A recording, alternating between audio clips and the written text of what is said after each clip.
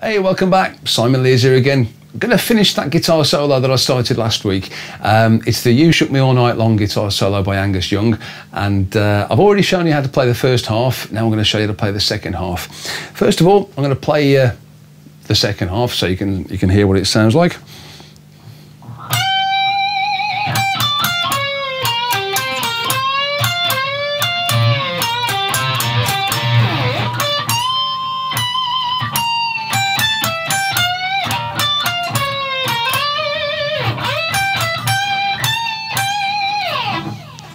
Okay, it starts on the 18th fret of the B string. Now, the first part of the guitar solo moves around the neck a little bit. It's not all stuck in one place. This part is stuck in one place. It's the he uses the G minor pentatonic scale, and it's everybody's favourite guitar scale pattern. It's the one that goes like this.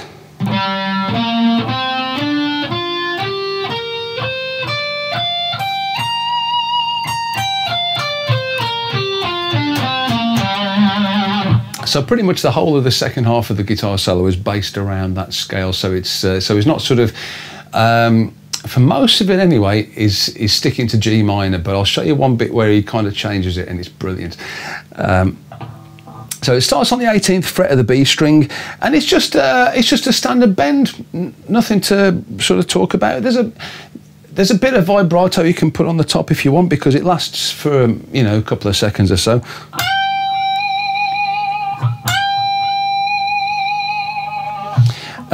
And then you've got a similar thing to what he does on the first part of the solo, where you can put your first finger across the thin E and the B strings on the 15th fret. And it's another situation where you want to keep the notes short, so you want to make sure that they don't ring at the same time. So you put that together.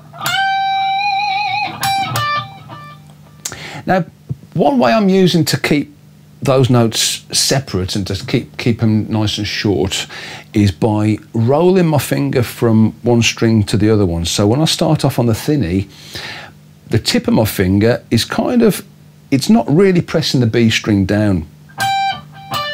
But then I bend my finger the other way, and that causes the thin E to lift away from the fret. When that happens, the thin E can't ring out anymore, so that dampens it basically. So I'll start off with my finger, you might see it better there. So my finger's bent inwards, then it's bent outwards.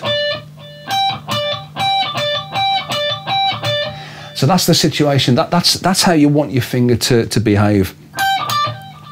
If you just put your finger flat and just sort of pick the strings, they're going to ring together. And even if you chop them off, you can use the palm of your hand to sort of.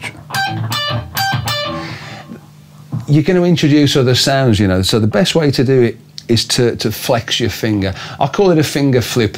You're flipping your finger from one string to the other, but it's more like a flex really. So you're getting your finger bent inwards to start with, and then bend it outwards to do the second note. So.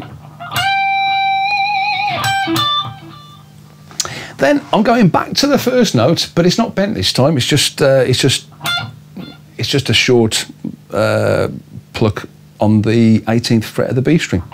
So now we've got a sort of half bend, and it's on the G string. Again, very similar to what he did at the start of the solo, but it's just 12 frets higher. So this is on the 17th fret, and you push the G string up to where the D string normally sits. I haven't picked it yet. This is a pre-bend, so it's one where you've got to bend the string before you pick it. So again, it's a sort of dirty sounding bluesy kind of bend, Then you've got the blues bend itself, which is on the 15th fret, and again it's the same idea as what I mentioned on the first video, where you try not to let the sound of the bend come back down. It's a one-way bend, and it's always followed by that magic note, which is, when you're using this scale pattern, it's always the previous note in the scale, or the next note down, if you like. So it's the one that's it's always 2 frets up and on the next string up. that's how you sort of make that blues bend work. You know, it's not just an isolated thing. So like I said on the first video, don't let that blues bend come down. You don't want it to sound like, you know, it's a horrible sound. Try and avoid that if you can. Don't even let it down a tiny bit. Just chop it before it starts to even slightly come back down. Okay, so I'll just kind of get up to where we are.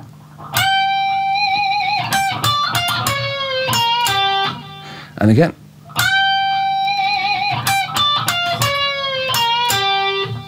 Cool. Then from that note, I'm then flipping my second finger back down. You could use your third finger, it'll be fine. Whichever finger you use to play the 17 on the D string, that's the finger that you want to kind of flip down to the G to sort of play the next note. Oops.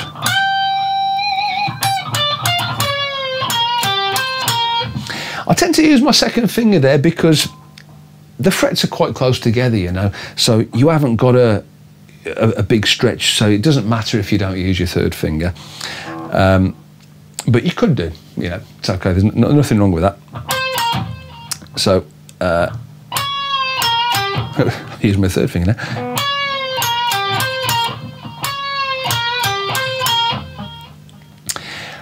So take it up to the next bit. I've got to decide which finger I'm going to tell you to use.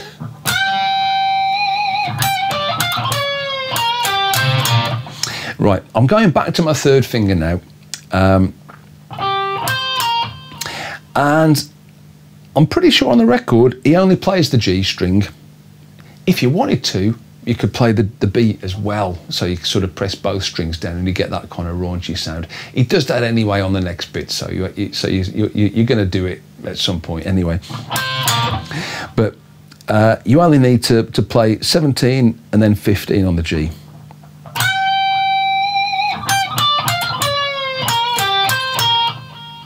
So that's that bit. That's it. So I do tend to use my second finger for the pre-bend, but then I'll swap to my third finger after that 17 on the D. So, and then I'll stay on my third finger then for the next bit, because you've got a bit of repetition where he bends the 17th fret of the G, and then he plays 18 on the B string.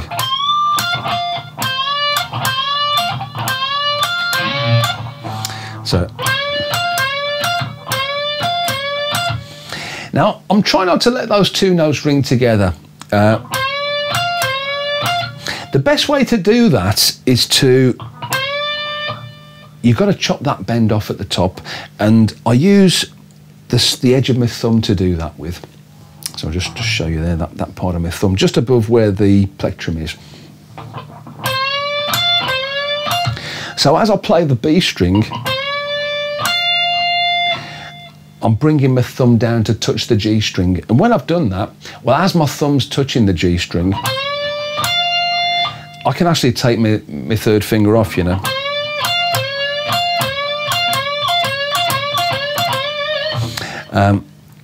So that's a good thing. So you haven't got to sort of worry too much about, you know, sort of pulling off on the G string. You know, if your thumb's touching it at the right time,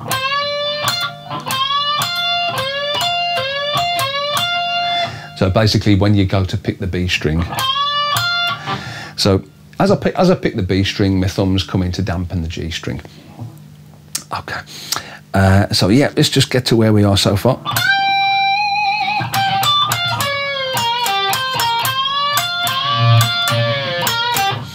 Right, so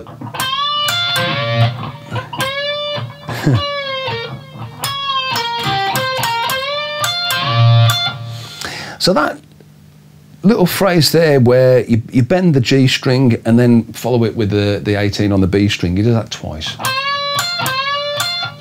The second time, you hold the bend, so you kind of keep that G string bent, and then you pick it again and let it come down this time. So this is, you know, so you get that sort of sound. And then you get the blues, the note with the blues bend followed by the magic note on the D string. So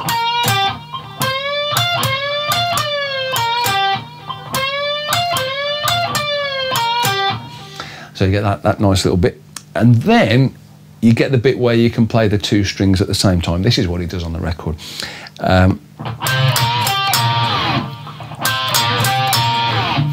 So this is where you flatten your third finger so that you can get it to press the B and the G strings down. And then I've got my first finger ready to do exactly the same thing, 2 frets lower. So I've got my third finger on the 17 and my first finger on the 15. Although it's 2 strings, you can still give it a little bit of a blues bend because it's just, I don't know, it makes it fit a bit better, you know. I explained a bit about blues bends and what they're there for and what they do on the previous video, so go and check that out.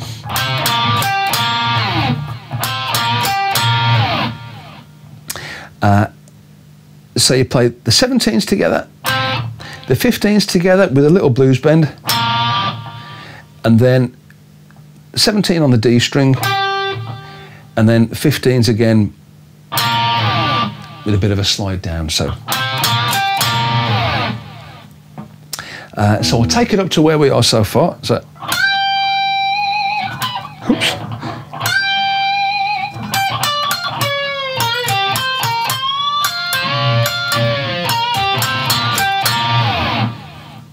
Cool.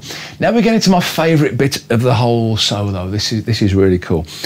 You go down to the 15 on the B string, and then you get to the highest note in that scale pattern, which is 18 on the thin E. Bend it straight up, and then you let it down about 1/4 of the way, maybe even less than that, and pick it again.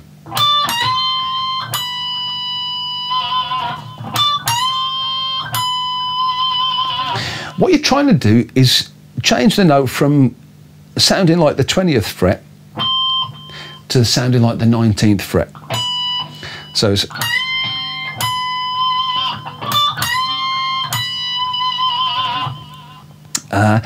what he's doing, the reason why he's doing this is, again, most of the solo he plays in G minor pentatonic. This is the one bit where he's kind of changing the minor third in that scale to the major third, which kind of fits better with the chord, and it sort of gives it a more bluesy sound, you know. That's B. The 3 notes that make up the G major chord, which is what this song's kind of main chord is, are G, B and D. Where if it was G minor, it'd be G, B flat and D. And so most of the time he's playing, when he plays the B flat, he's kind of bending it to make it sound like B, so it fits the chord better. You know.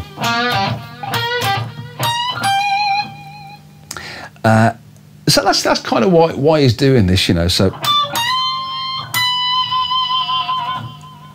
then he does something really kind of strange, but again it sounds great, where he plays a note which isn't in the scale pattern, which is 17, but he pre-bends it to make it sound like 18. That would put it back into the scale pattern, but then he lets it come down.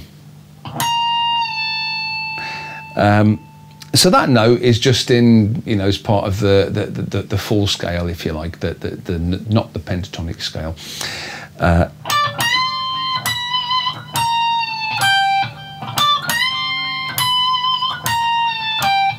This seems like an awful lot of trouble to go to, but you've only got to listen to it, I think, to realise how good it sounds, you know. So it's very precise. You know, again, it surprised me when I sort of analysed it, having listened to the track for many years, and just not realising what it was doing. You know, I just thought, oh, he's just mucking about with the G minor pentatonic scale. But yeah, this is really kind of specific, and it sounds great, you know. So just to recap that, it's 15 on the B, and then 18 on the thin E with a full 2 fret bend, And then you let it down about a quarter of the way, maybe a bit less. You can put a little bit of vibrato on there as well. That always sounds nice. And then 17 on the thinny, but with a slight pre-bend. So that's like a 1 fret bend. So you've got to push the thinny pretty much where the B string normally sits, maybe a touch further. And then let the string come back down, let the sound of the note come back down. And then there's a few staccato notes. So it's 15, 17 on the thinny. And then you pivot across with your 3rd finger this time to 17 on the B. So, and then back to 15 on the thinny. So,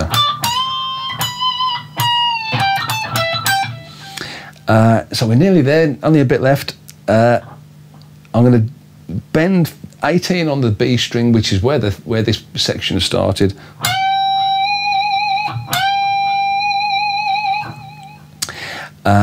Then I'm going back to the notes which followed that on the first half as well, so he's kind of repeating himself, where it's 15 on the thinny and then pivot across to 15 on the B. So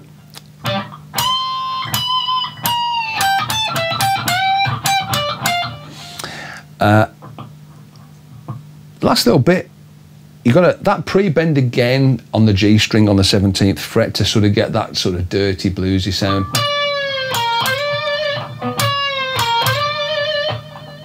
So you let that back down,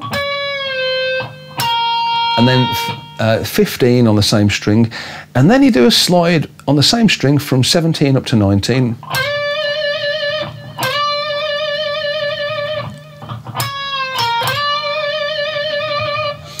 Nice little vibrato on the 19.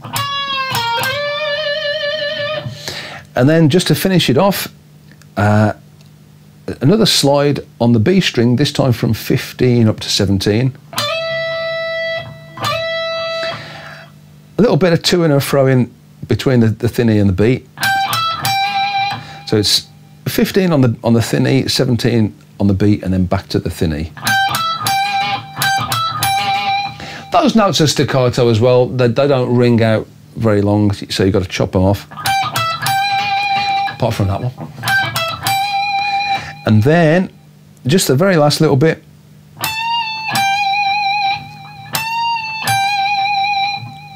"17 on the thinny, it's a 1 fret bend, so it's only a little bend. This time it comes down, so you haven't got to worry about chopping it off. And then just finish on 15 on the thinny, so I'll do it a couple of times. I'll play it slowly and then I'll play it quick. So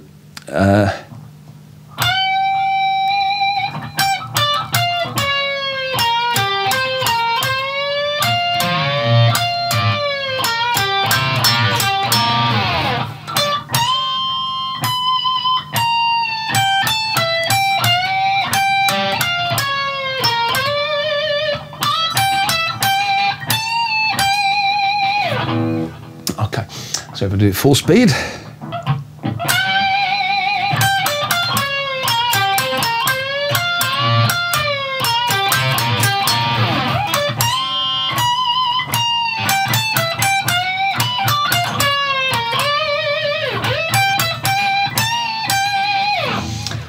And that's it. So that's the whole solo. I mean, if I suppose for what it's worth, I'll record the whole thing in one go. It is a great solo. So if you haven't heard it for a while, go and check it out. You know, it's brilliant. So.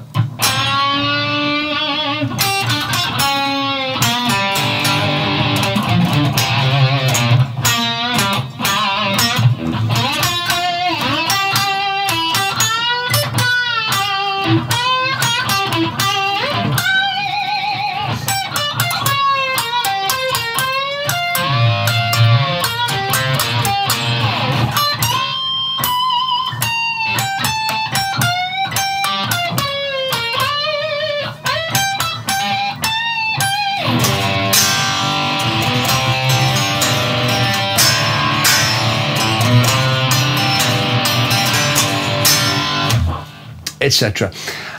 Okay, I hope you enjoyed that. I hope you found it sort of useful, you know. So some of these guitar solos that we all kind of know have got a lot of little hidden things going on, you know, and it's nice to sort of get inside them and sort of figure out what on earth's going on. Okay, as always, thanks for watching, and I hope you can catch me on the next one. Cheers.